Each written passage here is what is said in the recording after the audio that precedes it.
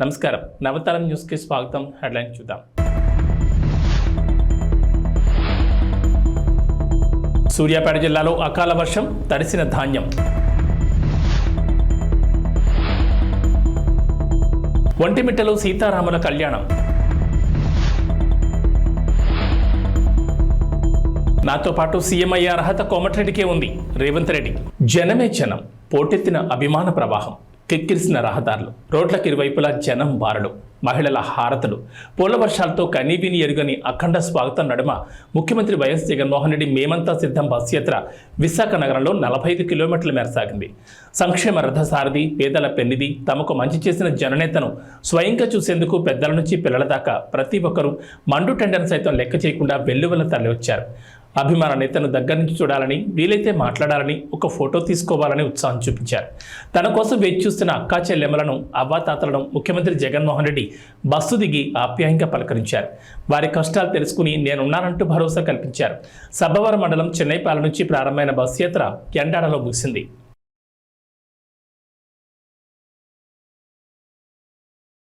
రెండు 2024 సార్వత్రిక ఎన్నికలకు సమయం దగ్గర పడుతున్న నేపథ్యంలో ఏపీలో రాజకీయాలు రోజు రోజుకి వేడెక్కుతున్నాయి.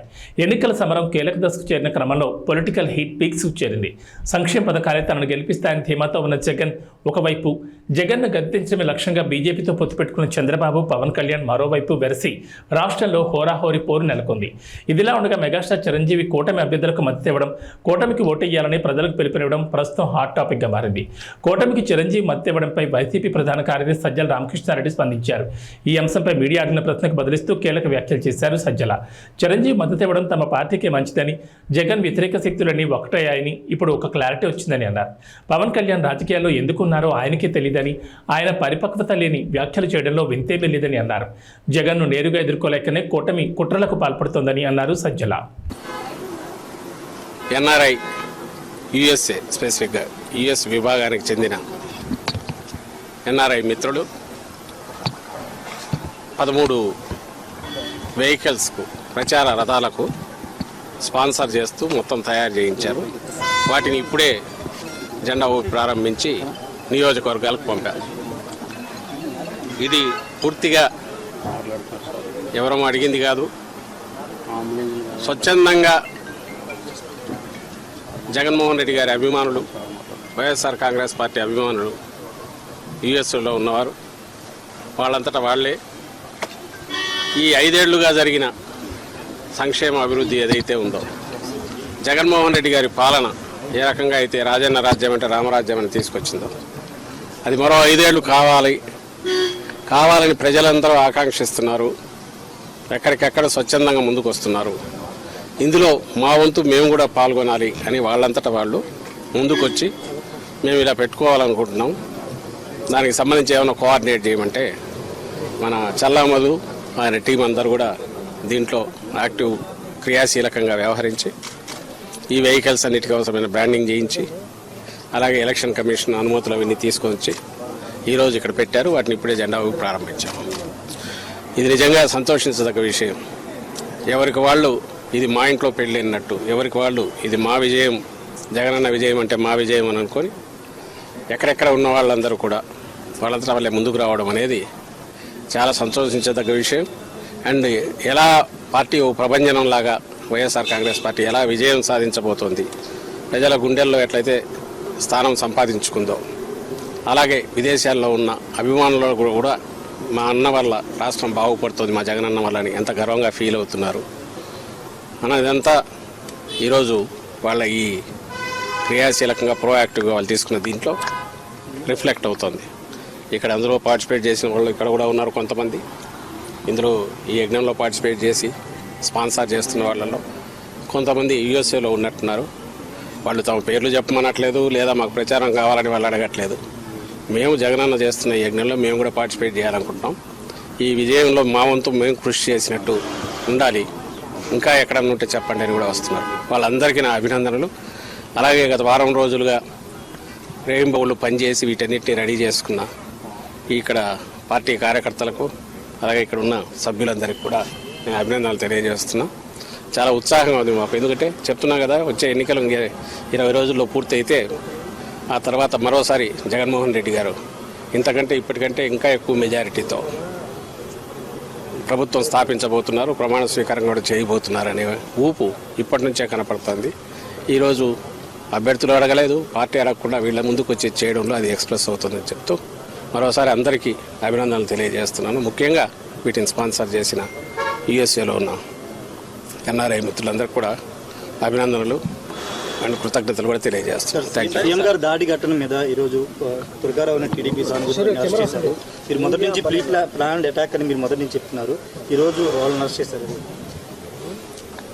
ప్రీ ప్లాన్డ్ అటాకే. ఇప్పుడు ప్రీ ప్లాన్డ్ అటాక్ అనే దానికి రీజన్ కూడా చెప్పాము.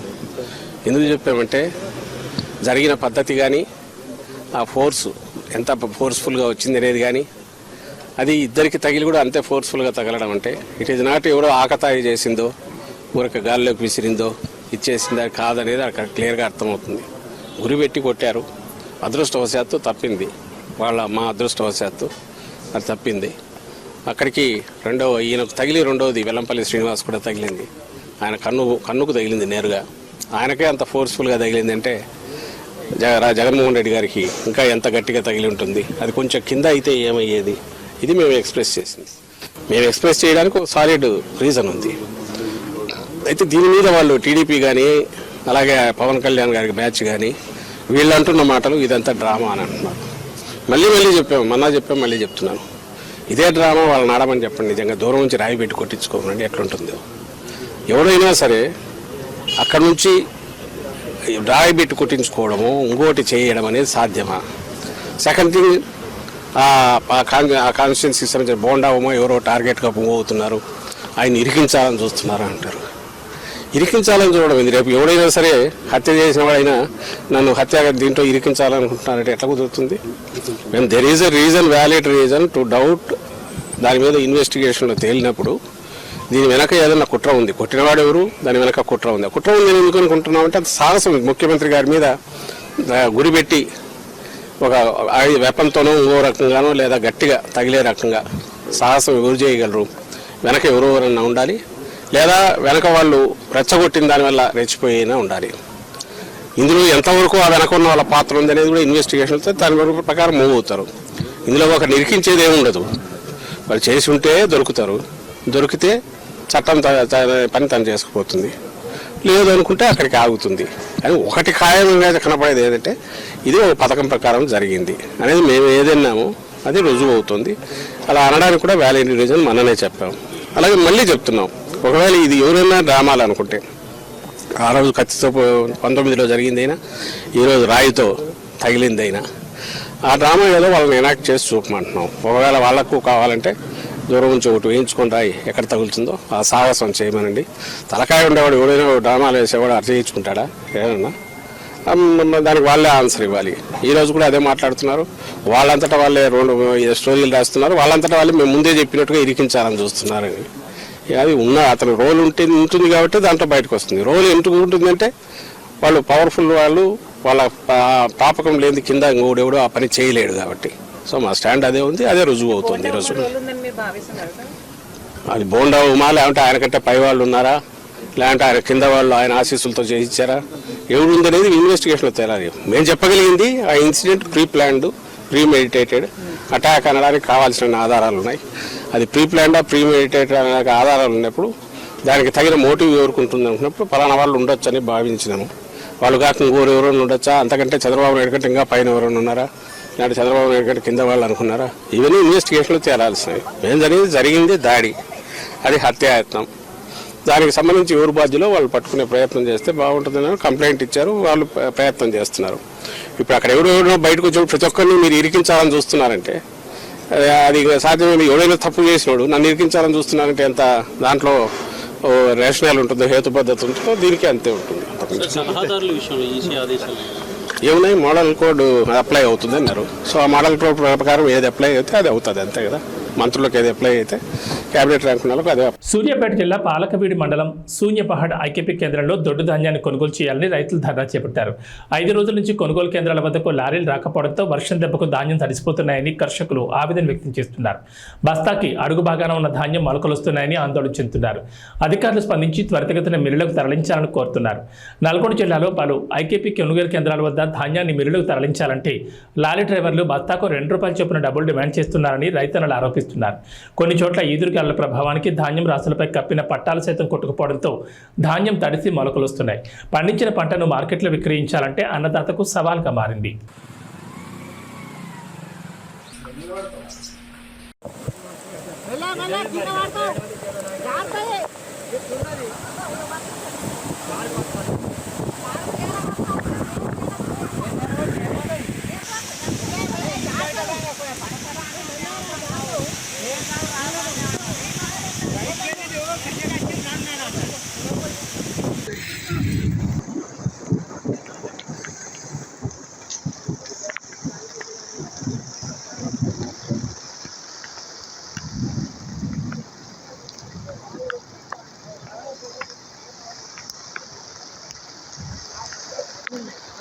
దాంట్లో ముందైతే 42 ఇది ₹60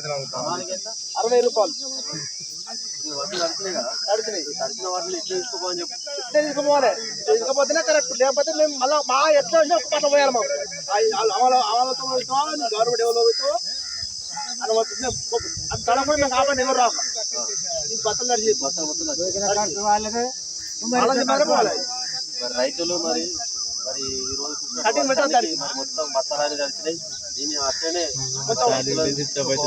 చెప్పి వారు డిమాండ్ చేస్తా ఉన్నారు. రైతులు కూడా మరి దాన్ని మళ్ళీ తీసి మళ్ళీ పోయాలంటే చాలా ఇబ్బంది అవుతుంది రైతులకు. ఇప్పుడు నైట్ వచ్చిందంటే బండి వచ్చిందంటే బండి లేచిపోవు.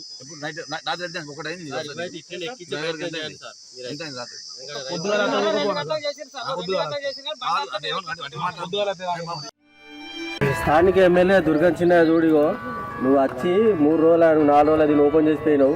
కనీసం ఇక్కడ రైతులకు వీళ్ళకు తార్పత్రి లేవు. మరి అదేవిధంగా మరి స్థానిక ఉన్నటువంటి సర్పంచులు కానీ ఎంపీడీ కానీ ఎవరు వచ్చి ఇక్కడ రైతులను మరి భరోసించలేదు ఇప్పటి వరకు కూడా. మరి 2 రోజుల వర్షాలు కురుస్తూ ఉన్నాయి. మరి వడ్లు మొత్తం ముద్దాయినాయి. దీనికి రైతులకు మీరు నష్టపరిహారం ఎకరానికి ₹20 ఇవ్వాలని చెప్పి నేను భారతీయ జనతా పార్టీ డిమాండ్ చేస్తూ ఉన్నా. మరి అదేవిధంగా ఇంకా 3 రోజుల దాకా ఫుల్ వర్షాలు ఉన్నాయి.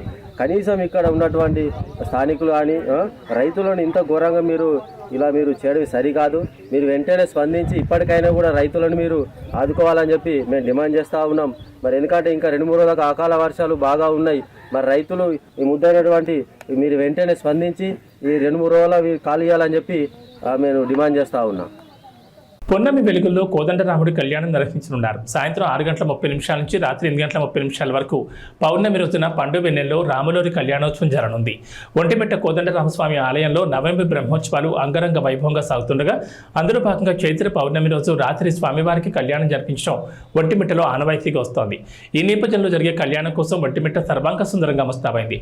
ఇక ఒంటిమిట్ట ఆలయం కడప నుంచి తిరుపతి వైపు వెళ్లే రహదారికి పక్కనే ఉండడంతో కళ్యాణోత్సవం దృష్ట్యా ఆ ప్రాంతంలో ట్రాఫిక్ దారి మళ్లించారు. ఒంటిమిట్ట కోదండరాముడి కళ్యాణోత్సవం సందర్భంగా కడప తిరుపతి మధ్య భారీ వాహనాలు దారి మళ్లించారు. శ్రీలంకలోని ఉవాఫ్ ప్రావిన్స్లో మోటార్ రేస్ జరుగుతున్నప్పుడు కారు అదుపు తప్పి కింద పడడంతో కనీసం 7 మరణించారు. మరో 23 మంది తీవ్రంగా గాయపడ్డారు. ఆదివారం దీతలావా పట్టణంలోని ఫాక్స్ హిల్ సూపర్ క్రాస్ ఈవెంట్లో ఈ ఘటన చోటు చేసుకుంది.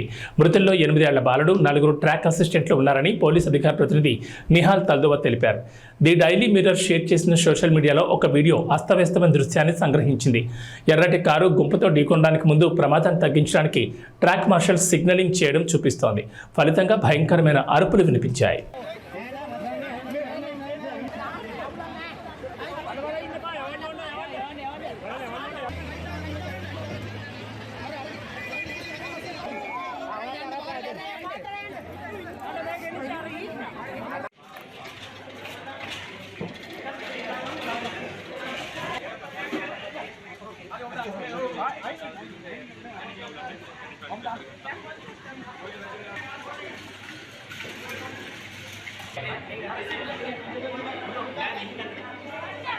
కేరళలో మరోసారి బర్డ్ ఫ్లూ కేసులు నమోదు కావడం కలకలం రేపుతోంది. కేరళలోని అల్లాపుర జిల్లాలో బర్డ్ ఫ్లూ వ్యాప్తి చెందినట్లు అధికారులు గుర్తించారు. 2 గ్రామాల్లో బర్డ్ ఫ్లూ లక్షణాలతో ఉన్న బాతుల నమూనాలను పరీక్షల నిమిత్తం భోపాల్లోని ల్యాబ్కు పంపగా వ్యాధి నిర్ధారణైంది. శాంపిల్స్లో ఏవియన్ ఇన్ఫ్లుయెంజా ఉందని నిర్ధారించారు. దీంతో అప్రమత్తమైన జిల్లాధికారులు ఆయా గ్రామాల్లోని 2 లక్షల కోళ్లు బాతులను చంపి పూడ్చిపెట్టారు. కేరళలో బర్డ్ ఫ్లూ వ్యాప్తి చెందడంతో అలర్ట్ అయింది తమిళనాడు ప్రభుత్వం. కేరళ సరిహద్దుల్లోని చెక్పోస్టుల వద్ద నిఘా పెంచింది. తమిళనాడు కేరళ సరిహద్దుల్లో విస్తృత తనిఖీలు చేపట్టారు అధికారులు. ఉండవల్లిలో నివాసంలో పార్లమెంటు శాసనసభకు పోటీ చేసే అభ్యర్థులకు చంద్రబాబులు బీఫారాలు అందజేశారు. అనంతరం అభ్యర్థులతో ప్రతిజ్ఞ చేయించారు. బీఫామ్లు తీసుకున్న ప్రతి ఒక్కరూ గెలిచి చట్టసభలో అడుగుపెట్టాలని స్పష్టం చేశారు. ప్రజలు కార్యకర్తల అభిష్టం మేరకే అభ్యర్థులు ఎంపిక జరిగిందన్నారు. రాక్షసులతో యుద్ధం చేస్తున్నదన్న ప్రతి ఒక్కరూ సంకల్పంతో ముందుకెళ్లాలని తెలుగుదేశం అధినేత చంద్రబాబు అభ్యర్థులకు దిశానిర్దేశం చేశారు. రాష్ట్రానికి జగన్మోహన్ రెడ్డి ఏం చేశాడో చెప్పుకోలేక డ్రామాలు తెరతీస్తున్నారని విమర్శించారు. పెన్షన్ల విషయంలో జగన్ చేసిన కుట్రలు ఆడిన గులకరాయి డ్రామాను ప్రజలు చీకొట్టారని దుయ్యబట్టారు. ప్రజాగాళానికి వస్తున్న స్పందనే జగన్ పతనాన్ని చాటి చెప్తోందని ధీమా వ్యక్తం చేశారు.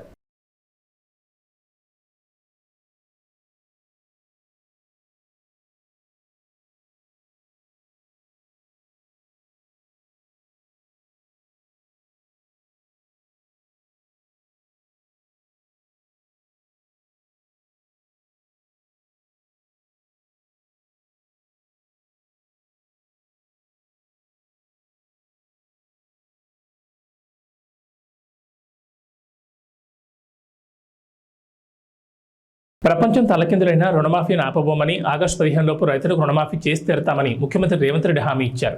రుణమాఫీ పూర్తి చేసి ప్రజల రుణం తీర్చుకుంటామన్నారు. భువనగిరిలో చామల కిరణ్ కుమార్ రెడ్డికి మద్దతుగా రోడ్ షోలో కోమటిరెడ్డి సోదరులతో కలిసి పాల్గొన్న రేవంత్ రెడ్డి తర్వాత జరిగిన బహిరంగ సభలో భారత భాజపాలపై విమర్శలు గుప్పించారు.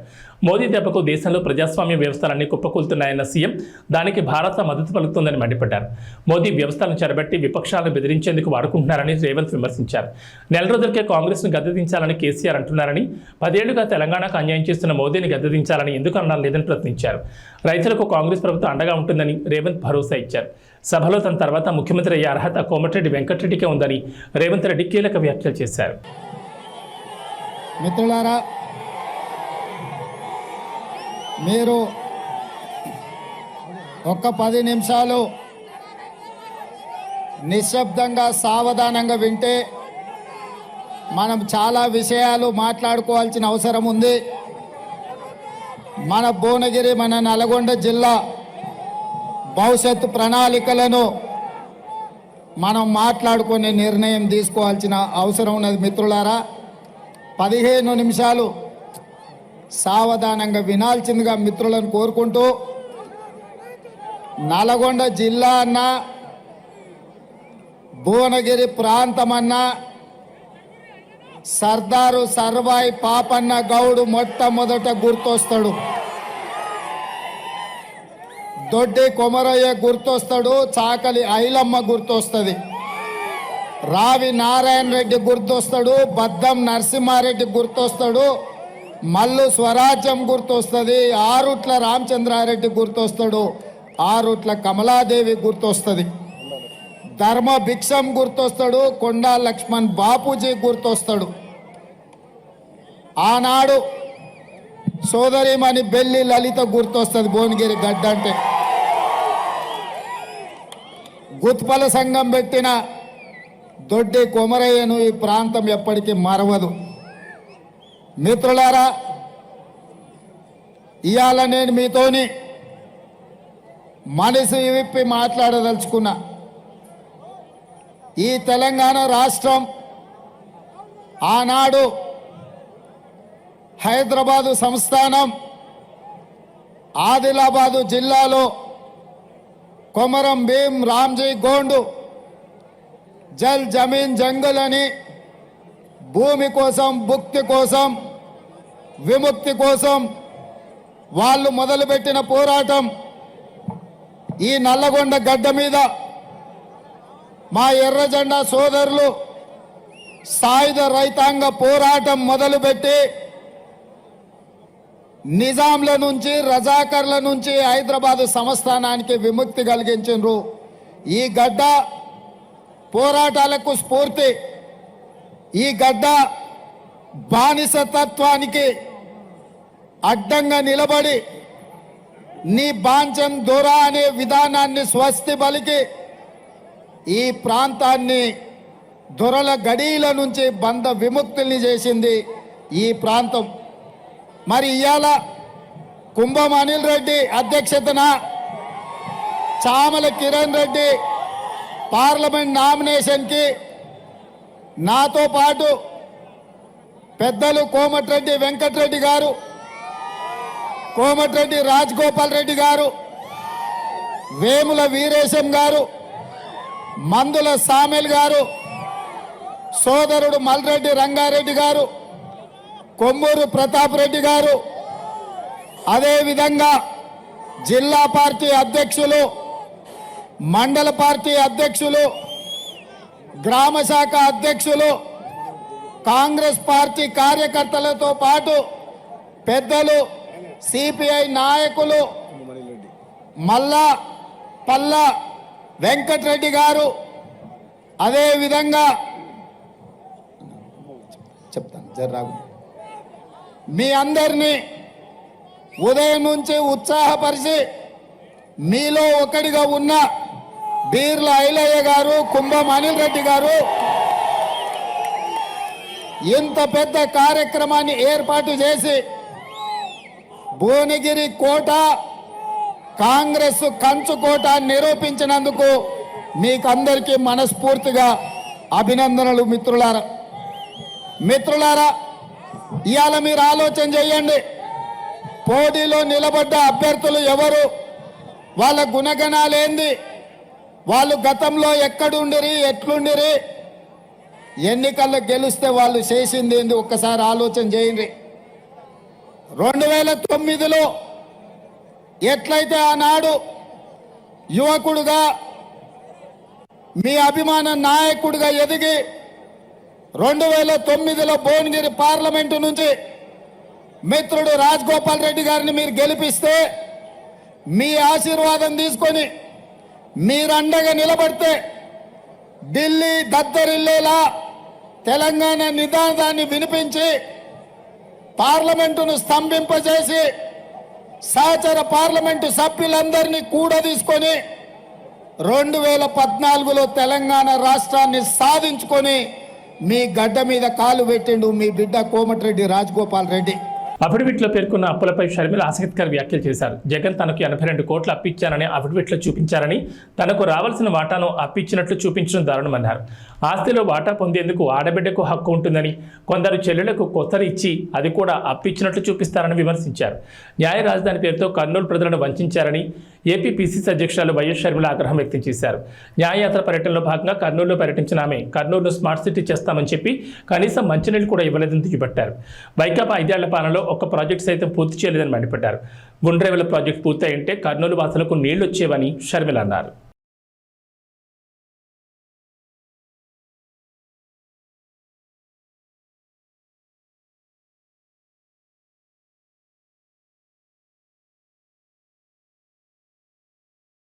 ఆక్వా పరిశ్రమను జగన్ సమూలంగా ముంచారని, కూటమి అధికారంలోకి రాగానే లాభసాటిగా సాగేలా చూస్తామని జనసేన అధినేత పవన్ కళ్యాణ్ హామీ ఇచ్చారు.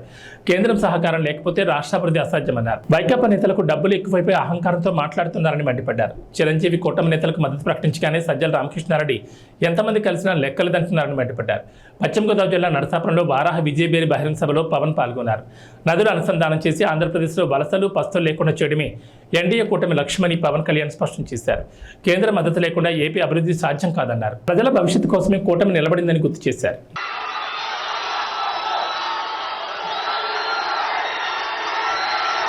నరసాపురం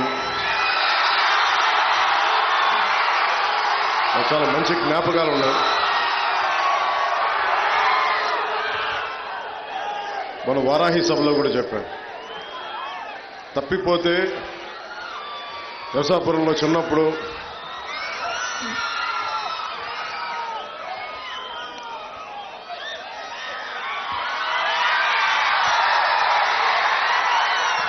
ఒంగోలు నుంచి మొగల్తూరు వెళ్ళడానికి ఇక్కడ బస్ స్టాండ్లో అయితే తప్పిపోయా.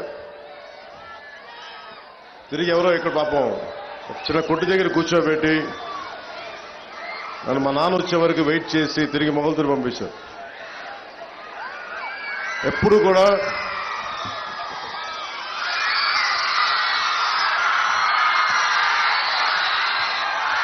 నాకు నర్సపూరు మొగల్తూరు చాలా తీపి జ్ఞాపకాలు. పోయిన సంవత్సరం ఎన్నికల్లో 2019 ఎన్నికల్లో ఇక్కడే మన నర్సాపురంలో ఆరోగ్యం బాగలేక పడిపోయినా వచ్చి ఆ రోజు మాట్లాడి మీతో మనస్ఫూర్తిగా మీతో పంచుకున్నందుకు నాయకర్ గారికి చాలా తక్కువ ఓట్లతో ఓడిపోయారు. ఆయన కష్టమైన సమయంలో కూడా మీరు అండగా నిలబడ్డారు. నర్సాపురం ప్రజలు గుండెల్లోకి తీసుకున్నారు. ఇది 2024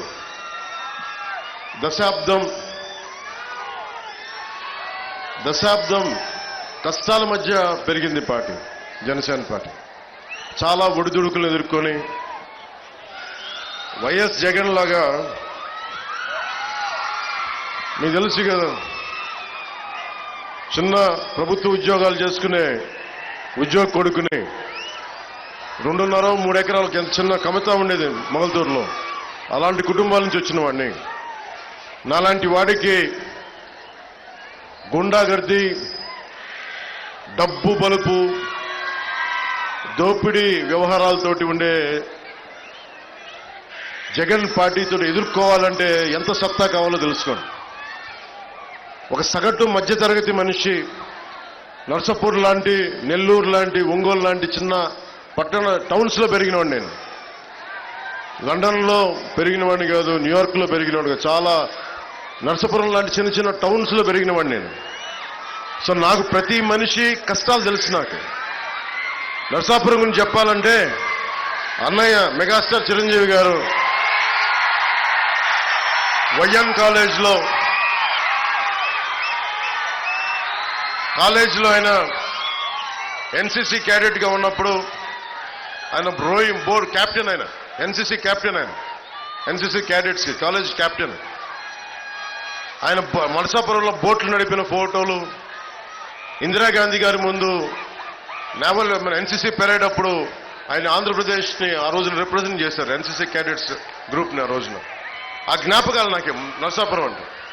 అలాంటి నర్సాపురంకి నటుడుగానే కాకుండా ఒక రాజకీయ నేపథ్యంలో పార్టీ పెట్టి నేను ఈ రోజున మిమ్మల్ని ఓట్లాడు మీకు మా నాయకుడు నాయకర్ గారిని గెలిపించమని గాజు గ్లాస్ గుర్తు మీద అడుగుతున్నానంటే అది నిజంగా దైవ సంకల్పం. నాకు సగటు మనిషిని నేను. అలాంటి నేను మీ అందరి ఆశీస్సులతోటి ఒక దశాబ్దంగా దెబ్బలు తింటా ఉన్నాను. ఓడిపోయాను 2 చోట్ల. కానీ నిలబడ్డానంటే చెక్కు చెదరని మీ అభిమానం, చెక్కు చెదరని మీ ప్రేమ, ఆడబిడ్డలు, ఆడపడుచులు, యువతులు, తల్లులు, ఇక్కడే కాదు దారి పొడుగుతా ప్రేమాభిమానాలు, నీరాజనాలు. ఇందాక నుంచి చూస్తా ఉన్నాను. ఆ పక్క నుంచి సభ జరుగుతున్నంతసేపు, నుంచినంతసేపు దాదాపు అరగంట సేపు హారతులు పడుతూనే ఉన్నారు. మా ఆడపడుచులకి, మా అక్క చెల్లెళ్ళకి, యువతులకి కృతజ్ఞత అభివందనాలు. ఈ ఎన్నికలు చాలా కీలకమైనవి. మీరు ఊహించుకుంటే 2019లో వచ్చాం. ఈరోజు కాలం గిర్రం తిరిగిపోయింది. మీ భవిష్యత్తు కావాలి. మీ భవిష్యత్తు కోసం నిలబడి ఉన్నాం. మీ బంగారు భవిష్యత్తు కోసం. నేను చాలా కష్టపడి చాలా పెద్దలందరితో మాట్లాడి ఎన్డీఏ అలయన్స్ని తీసుకురావడానికి కూడా ముఖ్య కారణం మనకి కేంద్రం సపోర్ట్ లేకపోతే ఆంధ్రప్రదేశ్ని అభివృద్ధి చేయలేము. మాకెవ్వరి మీద కేసులు లేవు. జగన్ లాగా నా మీద 32 కేసులు లేవు నా దగ్గర. నేను అడిగితే, రిక్వెస్ట్ చేస్తే ఆంధ్రప్రదేశ్ అభివృద్ధి గురించి మాట్లాడతాను తప్ప ఇంక దేని గురించి మాట్లాడను. అలయన్స్ కూడా అమిత్ షా గారిని, ప్రధానమంత్రి గారిని, మిగతా నడ్డా గారిని, అందరి నాయకులు ఒకటి అడిగాను. 5 కోట్ల మంది ఆంధ్రప్రదేశ్ ప్రజల భవిష్యత్తు మీరు నిలబడాలి. మీరు మమ్మల్ని నమ్ముకొనున్నారు ప్రజలు. మీ ఆశీస్సులు కావాలంటే చాలా పెద్ద మనసుతోటి వచ్చి ఈరోజు నిలబడ్డాను. కాంగ్రెస్ పై చేస్తే చూస్తూ ఊరుకోవడానికి తాను జైపాల్ రెడ్డి జానారెడ్డిని కాదని తమ ప్రభుత్వం జోలికి వస్తే మాడి మసైపోతారని ముఖ్యమంత్రి రేవంత్ రెడ్డి హెచ్చరించారు. డిసెంబర్లో కేసీఆర్ను గద్దించామని ఇక మోదీని దించే సమయం వచ్చిందన్నారు. మెదక్లో కాంగ్రెస్ అభ్యర్థి నామినేషన్ ర్యాలీలో పాల్గొన్న సీఎం నియోజకవర్గంలో నాడు ఇందిరాగాంధీ గెలుపు చేసిన అభివృద్ధిని వివరించారు. రుణమాఫీ చేయడమే కాకుండా రైతులకు బోనస్ ఇచ్చి తీరుతామని పునరుద్ఘాటించారు. మెదక్ పట్టణంలో కాంగ్రెస్ పార్టీ అభ్యర్థి నీలం మధు ముదిరాజు నామినేషన్ ప్రక్రియ మెదక్ శాసనసభ్యుడు యువమిత్రుడు రోహిత్ అధ్యక్షతన ఏర్పాటు చేసిన ఈ భారీ బహిరంగ సభలో ముఖ్య అతిథులుగా పెద్దలు మా అన్న దామోదర్ రాజ నరసింహ గారు, మా సోదరిమణి కొండ సురేఖ గారు, మా మిత్రుడు పొంగులేటి శ్రీనివాసరెడ్డి గారు, మీ అందరి అభిమాన నాయకుడు జగ్గారెడ్డి గారు, మా మిత్రుడు నాకు అత్యంత సన్నిహితుడు మైనంపల్లి హనుమంతరావు గారు, దుబ్బాక నుంచి చెరుకు శ్రీనివాసరెడ్డి గారు. ఐబీ బులెటిన్ విశేషాలు. నమస్కారం.